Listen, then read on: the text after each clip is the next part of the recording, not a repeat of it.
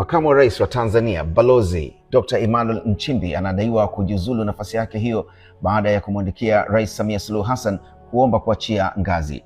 Je, ni viongozi gani wa juu wa Tanzania ambao wamewahi kujiuzulu?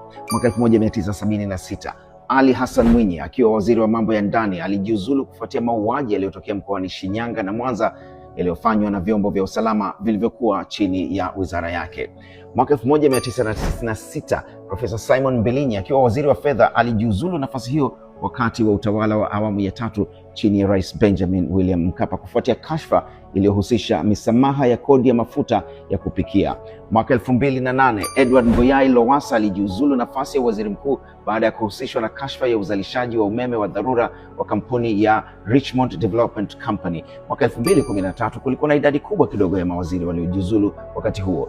Balozi Hamisi Kagasheki akiwa waziri wa mali asili na utalii alilazimika kuachia ngazi kutokana na ukiukwaji mkubwa wa haki za binadamu uliotokea wakati wa utekelezaji wa Operation Tokomeza Ujangili. Mwingine aliyelazimika kujiondoa mwaka huo 2013 kutokana na Operation Tokomeza Ujangili ni David Matayo ambaye alikuwa waziri wa maendeleo ya mifugo na uvuvi. Hali kadhalika kigogo mwingine aliyelazimika kubwaga manyanga mwaka huo na Operation Tokomeza hiyo ni Shamsi Vuai Nahodha ambaye alikuwa waziri wa ulinzi na jeshi la kujenga taifa.